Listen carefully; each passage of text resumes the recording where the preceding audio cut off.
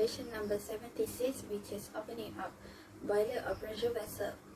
Based on the picture, we can see that there are a few unsafe acts by the workers, which include not wearing safety helmet that can expose them to the risk of bumping with the instrument or hard object near them.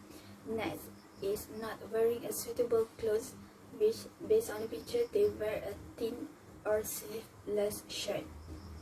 To avoid any risk of injury or property damage, workers should apply a safe condition, which refer to the picture. They need to wear safety helmet, gloves, suitable clothes, and goggles, which can protect their body, eyes, head, and hand. Next, I will explain on the steam boiler and on fire pressure vessel, Regulation 1970, under Regulation 15, which is a blow down pump and code. From the picture, we can see that there are a few unsafe acts that were done by the workers while handling the blow down pump and codes. First one is not wearing a safety helmet, which can expose him to the bumping with the instrument or equipment. Next is wearing a thin or sleeveless shirt, and lastly is not wearing the glove, which can expose him to the friction or sharp object. That must be practiced by the workers is by wearing a safety helmet, glove, goggles, and suitable clothes to make sure that their body, head, hand, and eyes are fully protected by any risk of injury. For regulation number 8, which is opening generally to be fenced, as we can see in the slide, the unsafe conditions show that the heat of the dangerous land are being put at the wrong place. It should place outside of the fence, if any. The action could lead to accident to the worker in the holes. For safe conditions, the proper fencing system and also precaution signs are put there.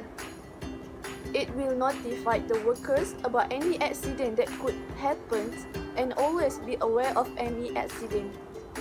For regulation number 12, which is working at height, for the unsafe condition, the placement of the ladder are put at the wrong place that will cause the slippery to workers, and also the workers do not wear hard hat. It could lead to the fatal if the worker fall from the height. For safe condition, the worker wear full protective personal equipment. That the effective way to control any incident that could happen at the high place. First, let's take a look to this slide. There is a worker wearing gloves while handling drilling machine. This action against the regulation 32F, which stated that no glove shall be worn by person operating drill, punch presses or other machinery with which hand or parts of the hand may be caught in moving parts. Next, this slide shows that there is a worker did not follow the regulation while handling toxic substance. The right way to handle toxic substance as stated in the regulation 32G, which stated that every person exposed to vapor, injurious gases, dusty, toxic or hazardous atmosphere deficient in oxygen shall be provided with respiratory protective equipment. Regulation number 72, scaffold construction, unsafe condition. The person are not wearing safety helmet and the clothes are not suitable. For the scaffold, there is no guardrail, inadequate footing, and unsafe access on the scaffold.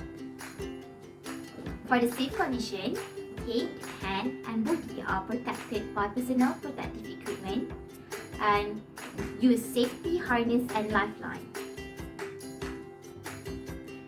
FMA Building Operations and Works of Engineering Construction 1986. Regulation number 52, Safety Net.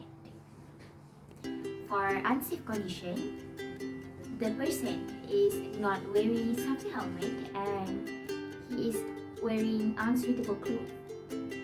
He also is standing on a block of brick, which is risk him to fall from a high place. For a safe condition, head, hand, and body are protected by personal protective equipment, PPE, and safety nets are provided to support any possible fall. Next is the 16th regulation, which is about electrical hazard. In one of the regulations, it states that there should be no bare wire or exposed wire near a working area. And if there is an electrical hazard, the employer should post a warning sign to notify about the electrical hazard. You can see that the first picture violates the regulation as there are few exposed wire, and we can see no sign to notify about the electrical hazard. The second picture shows a good example on how to deal with electrical hazard. Moving on to the 24th regulation, which is about the use of safety helmet. The regulation requires all people who are performing work or service in a work site to use a safety helmet. You can see that the man in the first picture is violating the regulation as he is not using a safety helmet. To be safe, all people in a work site should wear a safety helmet no matter if he's working or just visiting. Next is about chutes under the 46th regulation. The regulation requires chutes that are more than 45-degree angle to be enclosed at all sites, and the opening of the chutes need to be closed when not in use. You can see that in the first picture, the opening of the chute is not closed. The second picture shows a good example of chutes that follow the regulation.